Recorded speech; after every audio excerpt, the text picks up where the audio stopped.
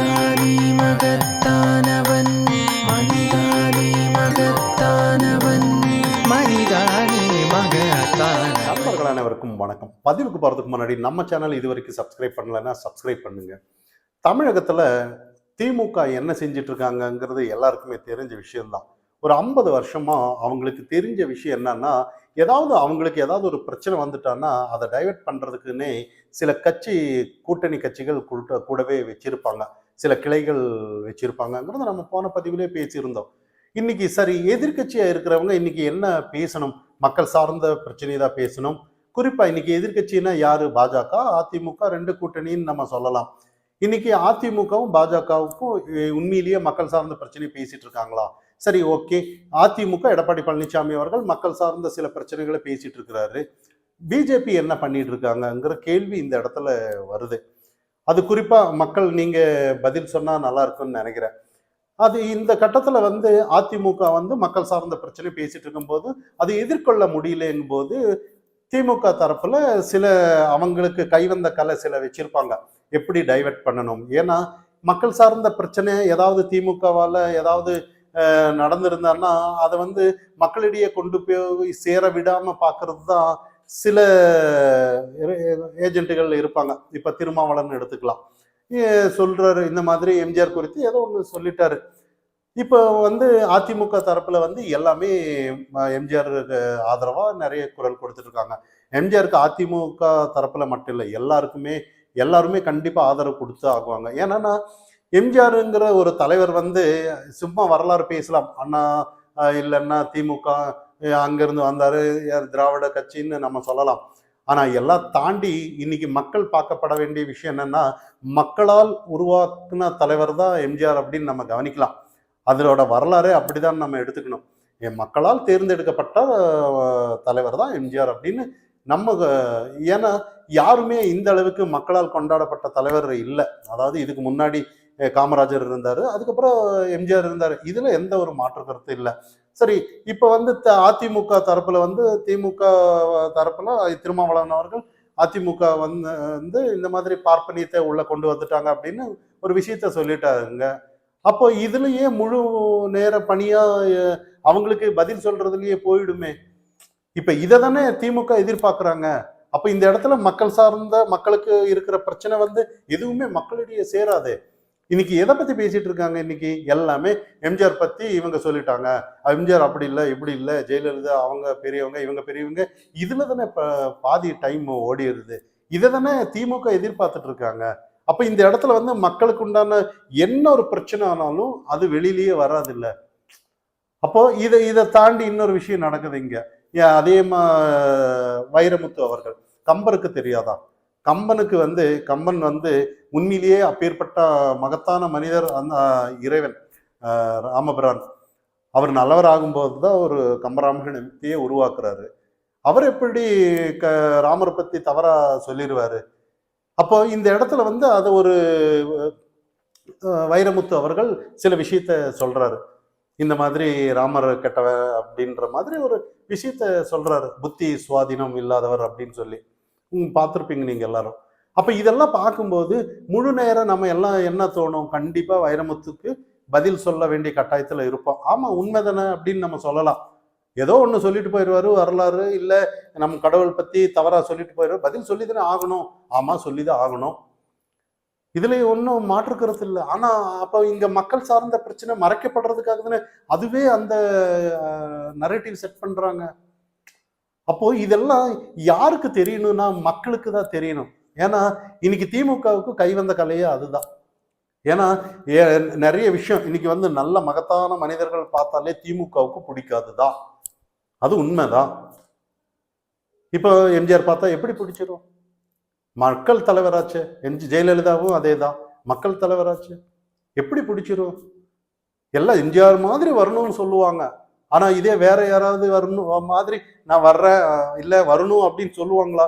இப்ப கலைஞர் மாதிரி வரணும் அப்படின்னு யாராவது சொல்லுவாங்களா? அப்போ அந்த இடத்துல என்ன சொன்னா, இந்த இடத்துல ஏன் இதை நான் சொல்றேன்னா, நிறைய தூய்மை பணியாளர்கள் பிரச்சனை நிறைய திமுகவுக்கு எதிராக இன்னைக்கு நடந்துட்டு இருக்கு. உண்மையிலேயே யாருமே அவங்களுக்காக குரல் கொடுக்கல இன்னைக்கு.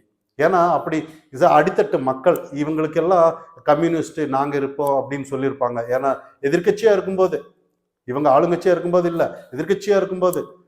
அதே மாதிரி பட்டியலின மக்களுக்கு நாங்க பாதுகாப்பா இருப்போம்னு திருமாவளவன் சொல்லியிருப்பாரு, ஏன் எதிர்க்கட்சியா இருக்கும்போது. ஆனா இன்னைக்கு ஆளுங்கட்சியா இருக்கும்போது ஆளுங்கட்சிக்கு எதிராக இவங்க ஏதாவது ஒரு குரல் கொடுக்கும்போது தூய்மை பணியாளர்கள், திருமாவளவன் அவர்கள் பேசுவாங்களா? கம்யூனிஸ்ட் அவர்கள் பேசுவாங்களா? ஏன்னா இவங்க முட்டு கொடுக்கறது திமுகவுக்காச்சு.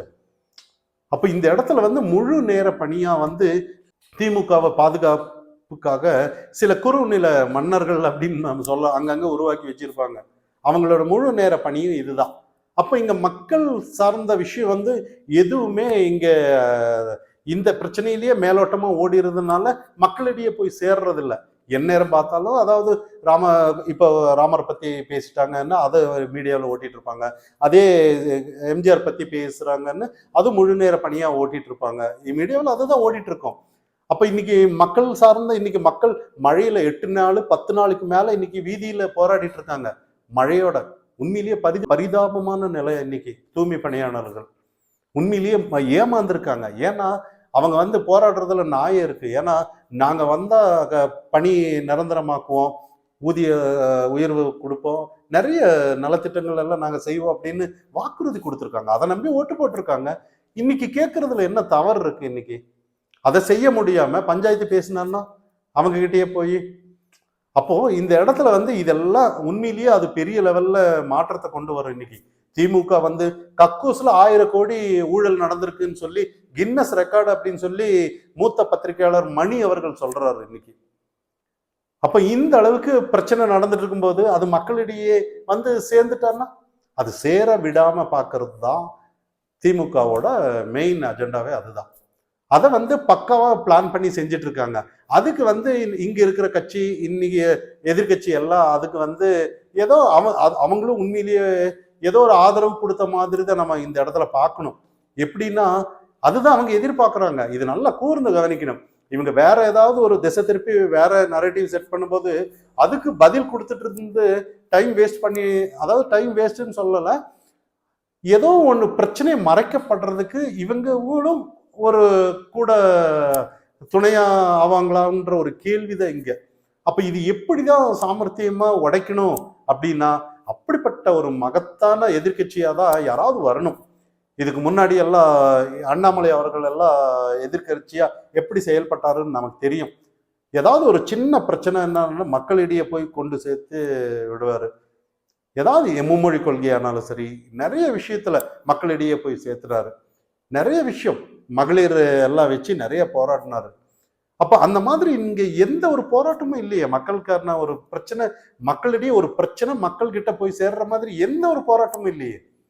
ஏதாவது ஒரு மைக் பிடிச்சி ஏதாவது ஒன்று எதிர்கட்சியா சொல்லிட்டே இருந்தான்னா எல்லாமே சொல்லி கொடுத்துட்டு அப்ப ஆளுங்கட்சி என்ன சொல்லுவாங்க? எதிர்கட்சியா இருந்தா ஏதாவது ஒன்று விமர்சனம் செய்ய தானே செய்வாங்க அப்படின்னு மக்கள் மத்தியில பேசப்படுவாங்களே ஒழிய, இந்த மாதிரி நரேட்டிவ் எல்லாம் உடைக்கணும்னா அந்த மாதிரி ஆக்கப்பூர்வமான எதிர்கட்சி உருவானாதான் முடியும். இன்னொரு விஷயம் பிளஸ் பாயிண்ட் என்னன்னா, திமுக வந்து ஆட்சிக்கு வர்றது உறுதி இதே இருந்தனா 4 முனை போட்டியானா பக்காவா அவங்க வந்து ஒரு வாக்கு தக்க வச்சிருக்காங்க. இங்க எல்லாருமே பிரிஞ்சு கிடந்தோம்னா இப்ப பாமக உதாரணமா, பாமக எல்லாம் என்ன பண்ணிட்டு இருக்காங்க இன்னைக்கு? ஏதோ ஒரு டிவி சீரியல் பார்த்த மாதிரி தான் இன்னைக்கு அந்த கட்சியை பார்த்துட்டு இருக்காங்க. அப்பாவும் பிள்ளையும் பிரச்சனை அப்படின்னு சொல்ற மாதிரி.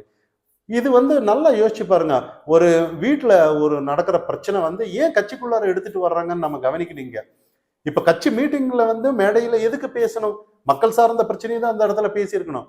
ஏன் வீட்டுல நடக்கிற பிரச்சனையை கட்சிக்கு எடுத்துட்டு வர்றாங்கன்னு தான். கட்சிங்கிறது ஒரு பொது உரிமை தானே, அது பொது காரியம் தானே. அது வீட்டுல என்ன பிரச்சனை இருந்தாலும் அந்த இடத்துல தான் வச்சிருக்கணும். ஏன்னா அந்த அளவுக்கு ஒரு மகத்தான மனிதர் ராமதாஸ் அவர்கள், அன்புமணி எல்லாருமே ஒரு மூத்த பழுத்த அரசியல்வாதிகள். ஆனா அவங்களே இன்னைக்கு வந்து வீதியில ஏதோ ஒரு எங்களுக்கு குடும்ப பிரச்சனையை வீதிக்கு கொண்டுட்டு வர்றது வந்து மகத்தான செயல் அல்லங்கிறத நம்ம இன்னைக்கு கவனிக்கணும். அப்ப அதே எல்லாமே இன்னைக்கு எதிர்கட்சி எல்லாமே என்ன பண்ணிட்டு இருக்காங்கன்னா அவங்கவுங்க பிரச்சனை அவங்கவுங்க விஷயத்த பார்த்துட்டு இருக்காங்களே ஒழிய மக்கள் சார்ந்த பிரச்சனையை என்னைக்கு எடுத்துட்டு வருவாங்க, எப்ப திமுக வீட்டுக்கு அனுப்புவாங்கன்னு நம்ம கவனிக்கணும். ஏன்னா திமுக பக்கா பிளான்ல இருக்காங்க. ஏதோ ஒரு திசை மாத்தி மடைமாற்றி நாங்க நல்லவங்கன்னு காட்டுவாங்க. அடுத்த ஆட்சியிலும் கண்டிப்பா வர்றேன்னு தான் முயற்சி செய்வாங்களே ஒழிய, ஏன்னா அவங்களுக்கு அதுதான் தெரியும். இத்தனை நாள் வேற எதுவுமே அவங்களுக்கு தெரியாது. ஏதாவது மடைமாற்றி ஏதாவது ஒண்ணு பண்ணி, குளறுபடி பண்ணி ஏதாவது ஒண்ணு பண்ணி ஆட்சிக்கு வந்துடணும், அவ்வளவுதான். வாக்குறுதி கொடுத்தோமா இல்லையா அதெல்லாம் இல்லை அவங்களுக்கு. கொடுக்கலனாலும் மறுபடியும் வந்தா கொடுப்போம் போங்க, சொன்னதையே சொல்லிட்டே இருப்பாங்க, மக்களை ஏமாந்துட்டே இருப்பாங்க. கடைசியில ஒரு எதிர்க்கட்சி மக்கள் இன்னைக்கு மக்கள் குறை சொல்ல முடியாது. ஏன்னா நிறைய மக்கள் விழிப்பு அடையாததுக்கு ரீசன் என்னன்னா, இன்னைக்கு எதிர்க்கட்சி ஸ்ட்ராங் இல்லைன்னு தான் நம்ம பார்க்கணும். உண்மையா எதிர்க்கட்சி பக்காவா இருந்தான்னா மக்களோட மாற்றம் கண்டிப்பா வரும்னு நம்ம கவனிக்கணும். ஏன்னா சில பிரச்சனையை மக்கள் கொண்டு போவதே எதிர்க்கட்சி தானே. இன்னைக்கு அந்த மாதிரி எதிர்க்கட்சி இல்லைன்னு தான் நம்ம இன்னைக்கு பார்க்கணும். மனிதானி மகத்தானவன், மனிதானி மகத்தானவன்.